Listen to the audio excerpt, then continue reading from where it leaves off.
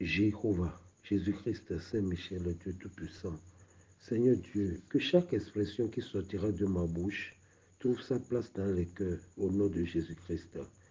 Les épreuves ne sont jamais une fin en soi, mais elles servent toujours à mettre à l'épreuve l'authenticité et la sincérité de notre foi. Le thème de cette semaine est intitulé Face aux épreuves, ne sois pas triste, sois fort et regarde la croix du Christ. C'est un thème réconfortant. Mais posons-nous une question.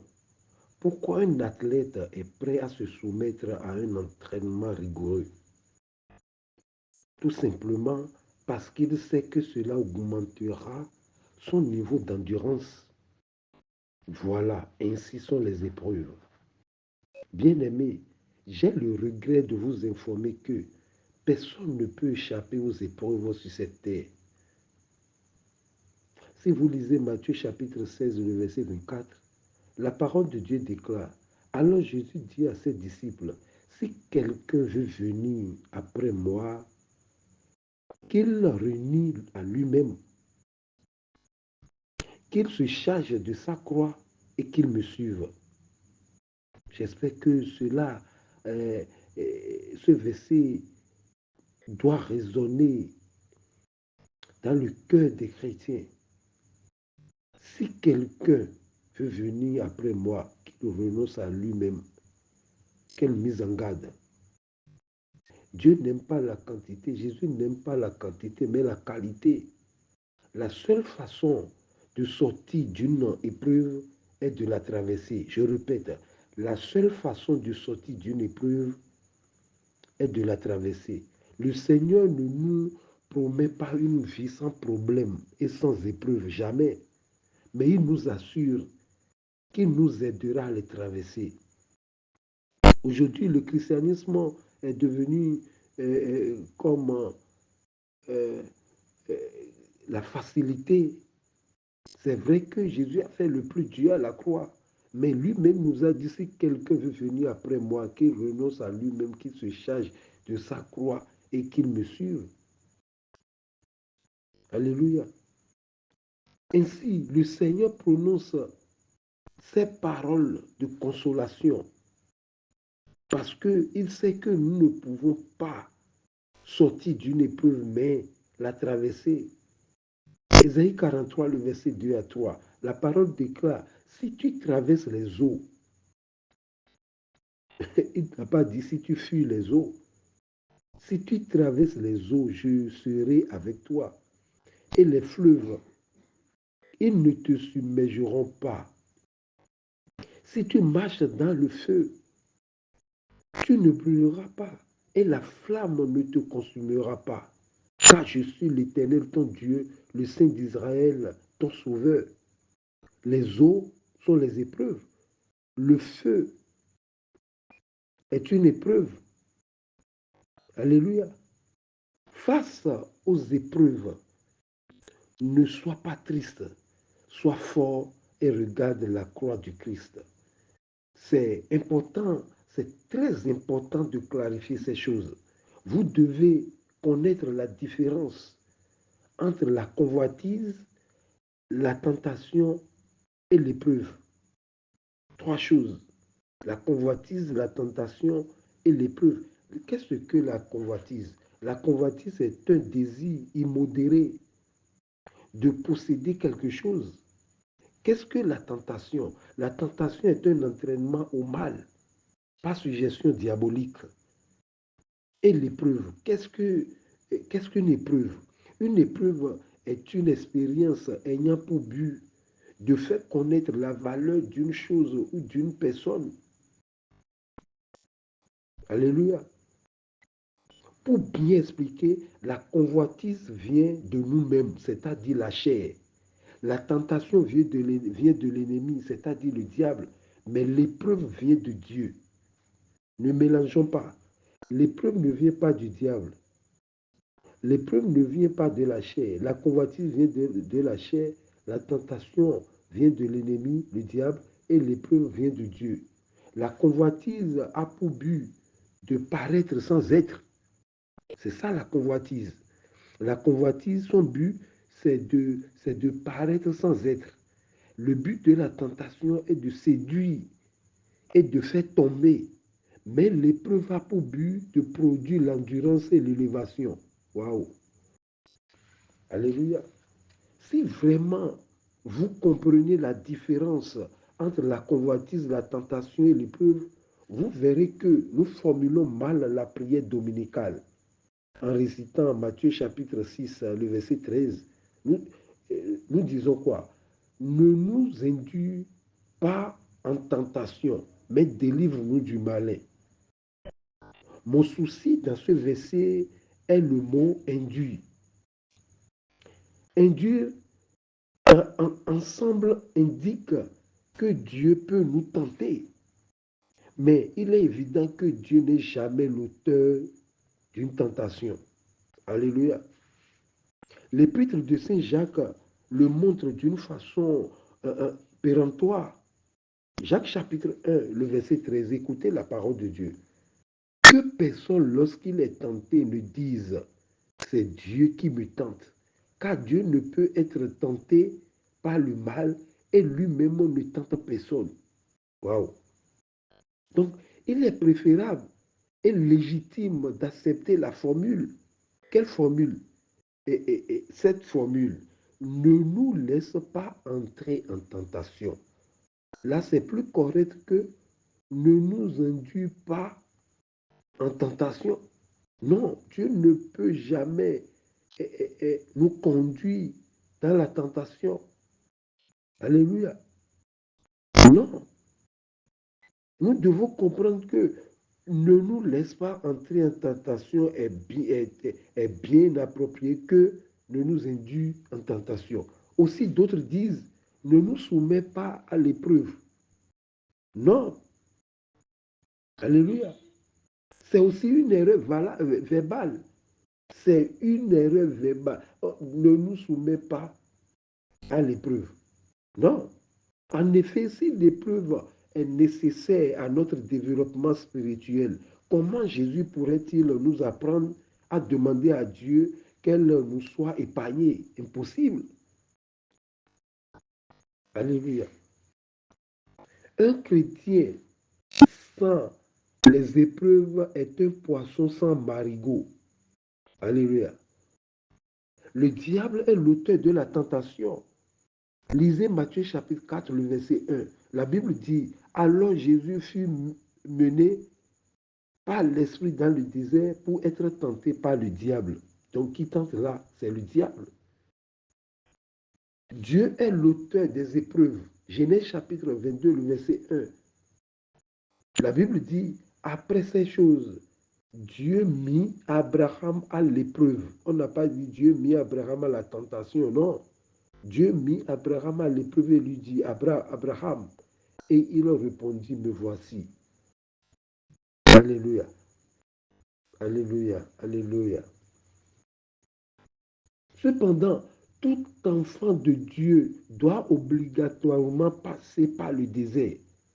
Le désert, symbole des épreuves. Deutéronome chapitre 8, le verset 2, la parole de Dieu déclare, souviens-toi de tout le chemin que l'Éternel, ton Dieu, t'a fait pendant ces 40 années dans le désert, afin de t'humilier et de t'éprouver, pour savoir quelles étaient les dispositions de ton cœur et si tu garderais ou non ces commandements. Donc, le désert est une épreuve. Le désert est une succession d'épreuves. Et aujourd'hui, le désert, c'est l'Église. Ce n'est pas parce que tu t'es baptisé, tu as accepté Jésus-Christ comme ton Seigneur et Sauveur personnel que à Dieu les épreuves. Non. Alléluia. Écoutez, Église, celui qui n'a pas encore connu le désert ne connaîtra pas le bonheur. Celui qui n'a pas connu le désert ne connaîtra jamais le bonheur. Alléluia. Le thème dit, face aux épreuves, ne sois pas triste, sois fort et regarde la croix du Christ. Les épreuves peuvent nous toucher graduellement ou soudainement. les épreuves apparaissent sous diverses formes. Ce n'est pas parce que c'est mon père, l'épreuve que mon père a eue, c'est les mêmes épreuves que, dans les mêmes épreuves que moi-même je vais passer. Non, vous pouvez être jumeaux. Alléluia. Les épreuves sont différentes. Jacques chapitre 1, le verset 2 à 3 dit, mes frères, regardez comme un sujet de joie. Regardez comme un sujet de joie complète les diverses épreuves auxquelles vous pouvez être exposés. Quoi? Les diverses épreuves auxquelles vous pouvez être exposés, sachant que l'épreuve de votre foi produit la patience. Waouh! Vous pouvez être 1000 dans l'église, il y aura 1000 épreuves ou bien 10 millions d'épreuves. Comprenez qu'il y a différentes sortes d'épreuves. Votre épreuve peut être un problème de santé, des difficultés financières ou encore la lutte contre un péché particulier. Votre épreuve peut être le célibat. Votre épreuve peut être veuve ou veuf. Ou votre épreuve peut être, c'est-à-dire l'incapacité de concevoir un enfant. Le cas de Sarah et d'Abraham. 25 ans de marche avec Dieu sans enfant. Waouh! Ça, ce n'est pas la tentation, c'est une épreuve. Bien-aimé, vous devez distinguer l'épreuve ou la tentation. Vous devez comprendre ça d'abord. L'essentiel, c'est de comprendre. Ce n'est pas de parler ou bien d'écouter le thème. Non. L'important, c'est de comprendre. Les 5 ans sans enfant, pendant que les serviteurs et les servantes accouchaient dans la maison, pendant que Abraham priait pour Abimelech et sa maison, lui-même n'a pas conçu, sa femme n'a pas conçu. Waouh! Et même après la naissance d'Isaac, Dieu a demandé encore l'enfant en sacrifice. Tout ça pour nous montrer jusqu'où l'épreuve de Dieu peut nous amener. Mais lorsqu'Abraham a réussi à son épreuve, que dirais-je, lorsqu'Abraham a réussi à son examen, regardez la taille de son rémunération. Il est devenu le père de multitudes. Comprenez ceci, Église. Les épreuves viennent jauger notre foi. Les épreuves sont des baromètres pour notre foi. Écoutez la réponse d'Abraham à son fils Isaac. Genèse chapitre 22, le verset 7 à 8. Alors Isaac, parlant à Abraham son père, dit, mon père. Et il répondit, me voici mon fils. Isaac reprit, voici le feu et le bois, mais où est l'agneau pour l'holocauste? Waouh! Une question pertinente. Parce qu'en ce temps, Isaac avait 33 ans, l'âge qu'avait Jésus-Christ, lorsque son père l'a immolé sur l'autel de Golgotha. Abraham répondit, mon fils, Dieu se pourvoira lui-même de l'agneau pour l'holocauste. Et ils marchaient tous deux ensemble. Waouh! Quelle foi! Mesdames et messieurs, un chrétien sans la foi est un bateau sans gouvernail. Soyons prudents, car les épreuves peuvent venir sous forme de déception, sous forme de frustration, sous forme d'incompréhension. Alléluia. Sous forme de rêves non réalisés. Soyons prudents. Les épreuves peuvent venir sous forme d'une attente non comblée, d'une calomnie douloureuse. Les épreuves peuvent venir sous forme d'une perte énorme, d'une solitude, c'est-à-dire d'une peur. Les épreuves peuvent venir sous forme de critique ou de conflit. Alléluia. Les épreuves peuvent venir sous forme de coups, de fouet ou la prison. Regardez le cas de Saul. Actes chapitre 16, le verset 22 à 23. Ils ont prêché. Ils ont fait la volonté de Dieu, aller faire de toutes les nations mes disciples. Et en retour, regardez ce qui s'est passé avec eux. Regardez la taille de l'épreuve. Le verset 22-23, acte 16. La foule se souleva aussi contre eux. Et les prêteurs, ayant fait arracher leurs vêtements, ordonnaient qu'on les bâtît de verges. Après qu'on les eut chargés de coups, ils les jetaient en prison, en recommandant aux geôliers de les garder sûrement. Waouh! Parce qu'on a déjà, Jésus-Christ même a déjà passé par ces gens d'épreuves. Ils ont partagé les vêtements de Jésus-Christ. On l'avait roué de coups. Waouh! Voilà le tour de Paul. La foule se souleva contre eux. On a arraché leurs vêtements comme s'ils étaient des voleurs, des brigands. C'est une épreuve. Alléluia. Dans de telles difficultés, notre plus grande certitude et notre plus grand principe peuvent être défiés. Tu as des principes, je n'aime pas ça, et je n'aime pas ça, je n'aime pas la honte, mais on peut, c'est-à-dire, le principe peut être défié. Les épreuves ne sont jamais une fin en soi. C'est à toi de comprendre que les épreuves ne sont jamais une fin en soi, mais elles servent toujours d'exemple. C'est à toi maintenant d'avoir les regards sur Jésus-Christ. Alléluia. Les épreuves servent toujours à mettre à l'épreuve l'authenticité, la sincérité de notre foi. Les épreuves ont pour but de nous aider à trouver notre sécurité dans le Seigneur. Raison pour laquelle, face aux épreuves, nous devons être forts en regardant la croix et non aux hommes. Regardez Étienne. Étienne n'a pas regardé ses persécuteurs. Étienne a regardé Jésus-Christ dans les cieux. Et depuis la nuit des temps, on dit Jésus-Christ est rentré dans les cieux et s'est assis à la droite du Père. Mais Étienne l'a vu debout. Quiconque qui regarde Jésus-Christ,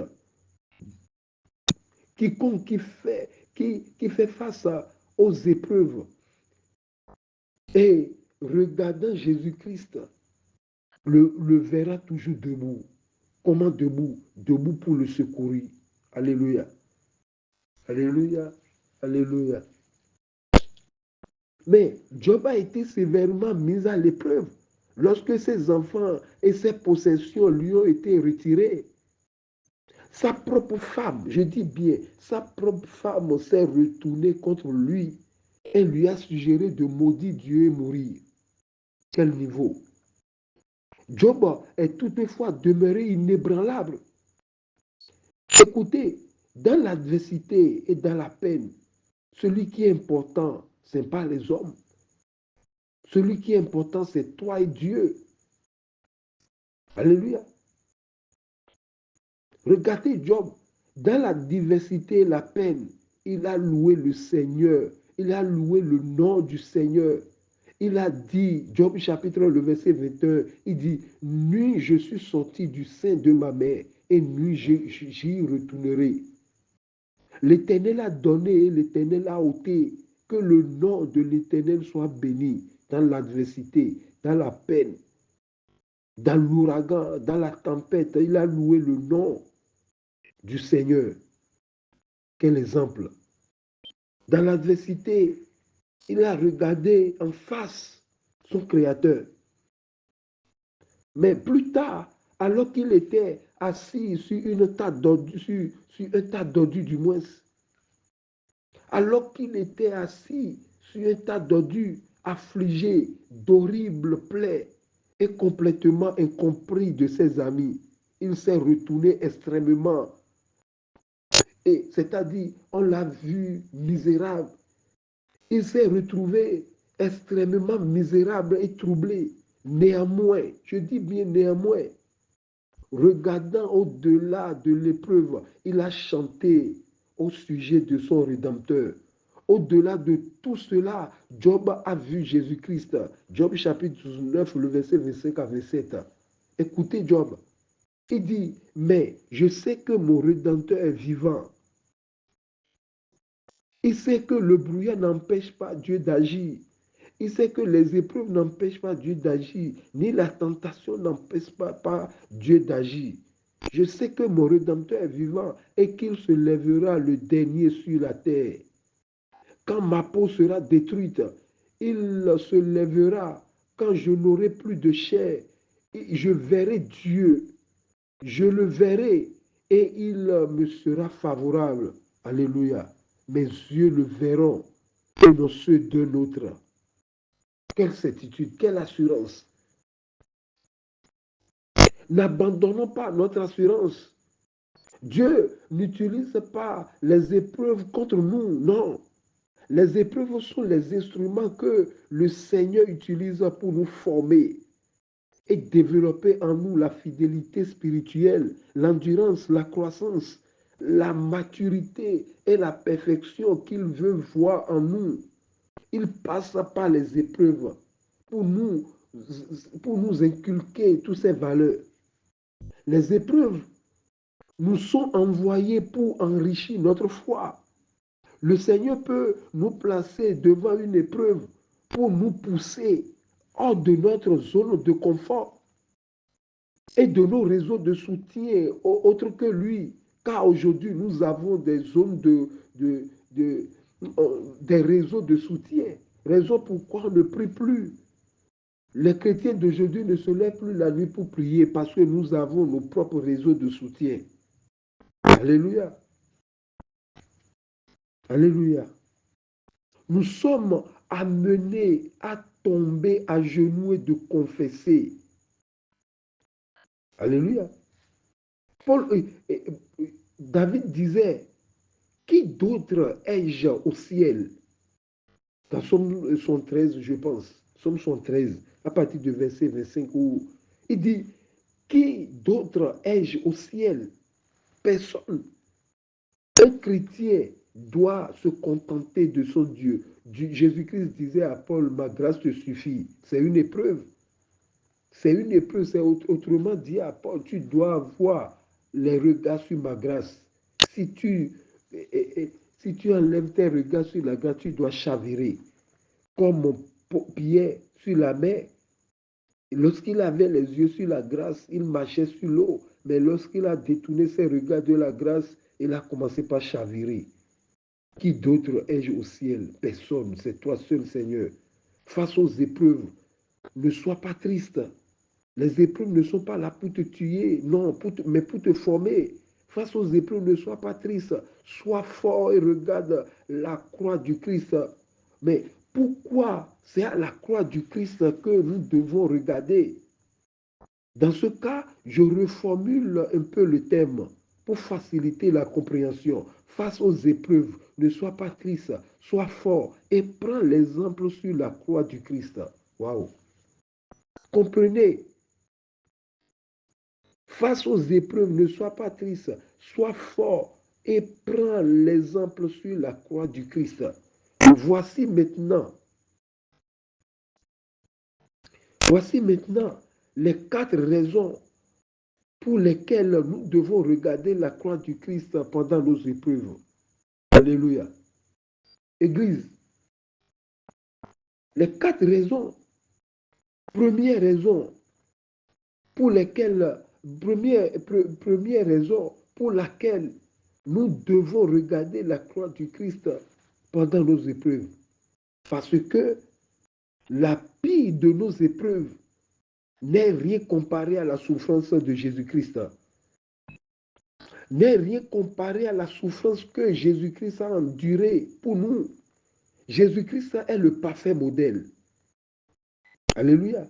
Ces souffrances allaient bien au-delà de tout ce que nous pouvons imaginer. L'auteur de la lettre aux Hébreux nous encourage à avoir les yeux fixés sur Jésus, qui est l'auteur de la foi et qui l'amène à la perfection. Oui, je crois dans Hébreux chapitre 12, le verset 2. Alléluia. Notre Sauveur a été capable de regarder au-delà de ses afflictions, alors qu'il souffrait aux mains des hommes et qu'il était accablé par la profonde colère de Dieu. Alléluia. Il a souffert l'ignominie. Donc la première raison pour laquelle nous devons regarder la croix du Christ, c'est quoi? Il a enduré la pire des épreuves. Deuxième raison, alléluia. Deuxième raison pour laquelle nous devons regarder la croix du Christ pendant nos épreuves, parce que Christ n'abandonne jamais les siens. Au contraire, il les assiste. Pensez à l'épreuve du feu des trois amis, Shadrach, Meshach, Abednego. Jésus ne les avait pas abandonnés. Il les a visités en devenant le quatrième homme de la fournaise ardente. Dans Daniel chapitre 3, le verset 24 à 25, lisez, vous verrez. Troisième raison pour laquelle nous devons regarder la croix du Christ pendant nos épreuves. Alléluia. Regarder la croix du Christ, ce n'est pas d'aller payer une crucifix. Alléluia. Ce n'est pas d'aller payer du crucifix au cou ou fabriquer une statuette de représentation de la croix du Christ, mais regarder la croix du Christ, c'est la parole de Dieu, la prière. Comme la croix est composée de deux bas, un bas vertical, symbole de la parole de Dieu, et un bas horizontal, symbole de la prière. Alléluia.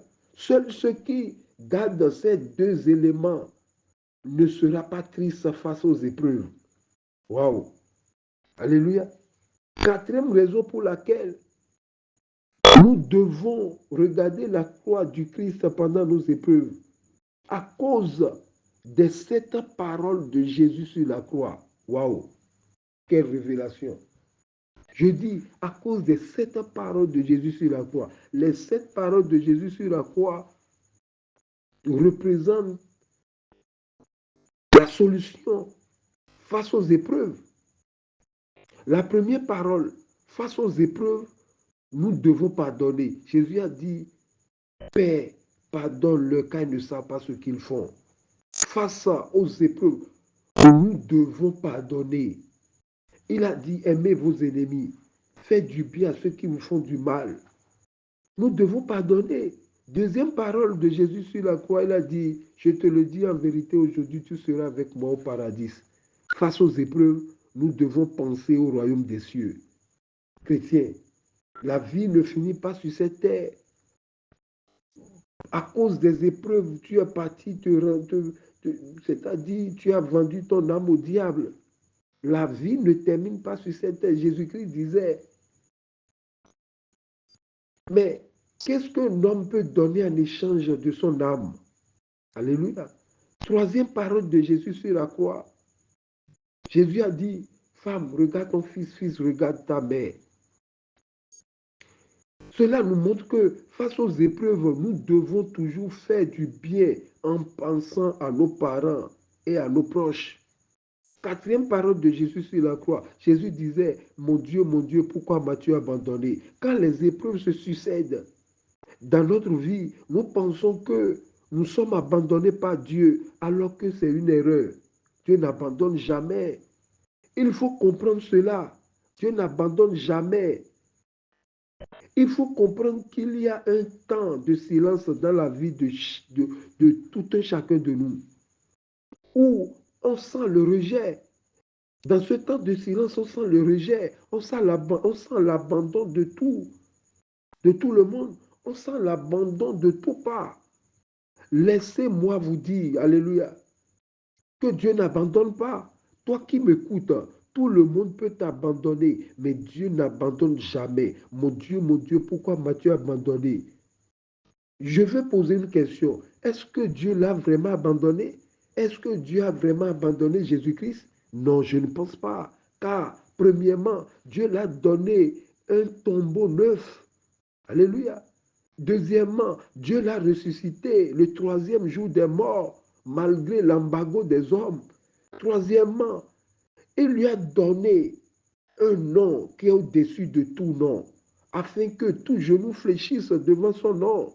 Frère, quelles que soient tes épreuves, tu n'auras pas raison d'abandonner Dieu, car lui ne t'abandonnera jamais. Alléluia. Cinquième parole de Jésus sur la croix, il dit, j'ai soif. La soif est un manque, cher chrétien. Dans cette vie, avoir un manque n'est pas une malédiction. Non, tu n'es pas né avec une voiture, tu n'es pas né avec une maison, tu n'es pas né avec des vêtements de haut gamme. Non, La- un manque n'est pas une malédiction. C'est naturel d'avoir soif. Deux fois, Jésus même a eu soif lors de sa mission terrestre. La première fois face à la femme samaritaine. Alléluia.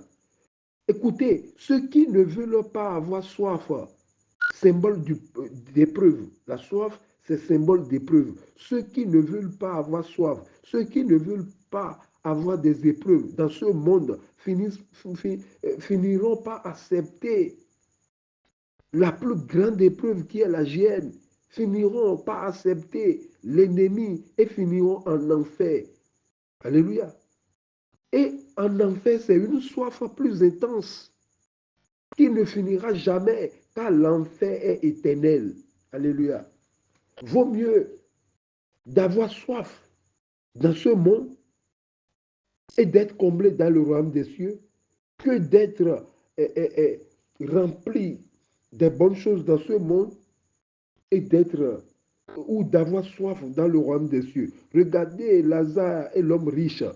L'homme riche avait toutes sortes d'eau sur cette terre, l'eau minérale, l'eau, ainsi de suite, des boissons en pagogo. Mais dans le royaume des cieux, il voulait une goutte d'eau. Il a dit à Abraham, dit à Lazare d'aller m'amener, de tremper son doigt dans l'eau et de venir me tancher la soif. Alléluia. J'ai soif. J'ai soif. J'ai soif.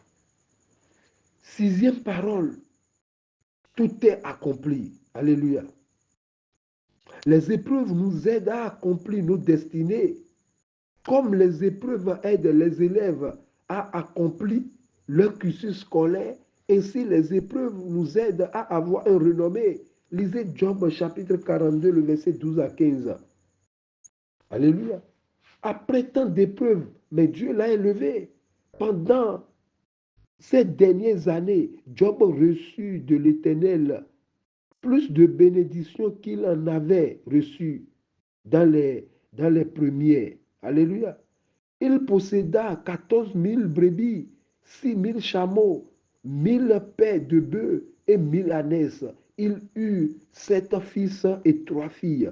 Il donna à la première le nom de Jemima, et la seconde celui de Kessia, et la troisième celui de Keren Rapuk. Alléluia. Il n'y avait pas dans tout le pays d'aussi belles femmes que les filles de Job. Le père leur accorda une part d'héritage parmi les frères. Alléluia. Job vécut après cela 140 ans et il vit ses fils et ses fils, non? Et il vit ses fils et le fils de ses fils jusqu'à la quatrième génération. Et Job mourut âgé et rassasié de jours. Waouh! Dieu, tu es bon. Septième parole de Jésus sur la croix. Père, entre tes mains, je remets mon esprit. Bien-aimés, nous devons savoir que en venant dans ce monde, Dieu n'était pas notre Père. Jusqu'à ce que nous avons accepté Jésus-Christ comme Sauveur et Seigneur personnel, en passant par les épreuves, sans abandonner la croix du Christ, il sera notre Père à la fin de notre vie sur cette terre. Et il va nous faire rentrer dans sa félicité céleste. Au fait, bien-aimé, on ne rend pas l'âme, on rend l'esprit. Et l'âme va rendre compte de nos œuvres. Alléluia. Toi qui m'écoutes, qui, à cause des épreuves de cette vie, tu as payé des bagues magnétiques. Toi qui es rentré dans des loges mystiques, toi qui fréquentes les charlatans, c'est encore possible de repentir. Repentez-vous afin qu'il ne soit trop tard. L'homme a une vie courte sur cette terre, mais une éternité dans l'au-delà. Votre décision déterminera votre destination. À bon attendeur, Alléluia, Jéhovah, Jésus-Christ, Saint-Michel, Dieu Tout-Puissant, Seigneur, notre Dieu, notre Roi. Seigneur, ta parole est comme une source pour notre vie, Seigneur. Tu viens de nous donner encore cette parole, Seigneur Dieu Tout-Puissant. Accompagne-nous, Seigneur. Face aux épreuves, Seigneur, accompagne-nous, ne nous laisse pas. Garde nos mains afin que nous soyons des enfants de Dieu au nom et à l'amour de notre Seigneur Jésus-Christ. Amen, amen, amen au nom de notre Seigneur Jésus-Christ. Alléluia, alléluia, alléluia, alléluia, alléluia, alléluia, alléluia. Shalom.